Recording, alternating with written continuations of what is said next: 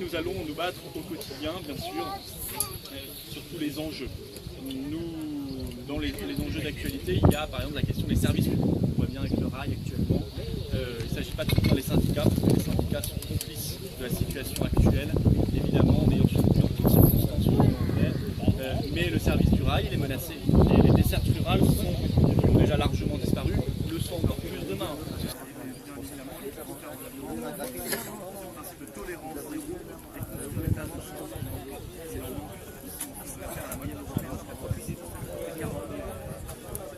C'est la défense de la... Certainement pas. Il y a des énergies en France, et bien ces énergies, ce n'est pas l'UMP et le PS qui vont les mobiliser.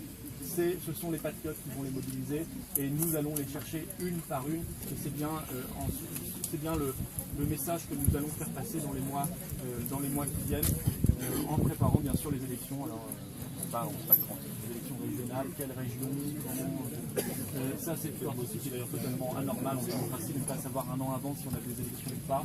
C'est une première, mais en tout cas on les préparera bien évidemment, les cantonales aussi s'il y a encore des départements, nous l'espérons, et puis les élections de toute façon qui viennent. Pensez-vous de l'action des bonnets rouges?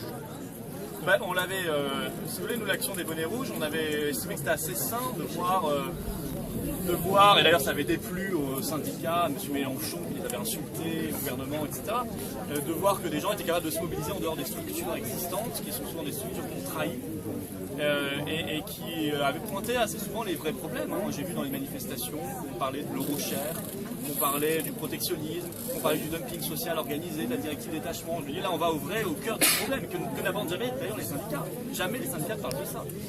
Donc on avait plutôt de la sympathie pour moi. Après je sais qu'il y a des récupérations politiciennes derrière, je suis pas naïf sur tout ça, mais je crois qu'il y a parmi les manifestants et on va dire même au-delà de ça, les sympathisants, ceux qui aiment ce mouvement, pas mal de nos électeurs qui voient plutôt d'un bon oeil ce qui s'est passé. Et nous sommes très très très défavorables évidemment. C'est ça qui fait le succès d'un mouvement comme le nôtre, un grand mouvement politique comme le nôtre, aujourd'hui le premier parti de France, le Front National. Et bien, ceux qui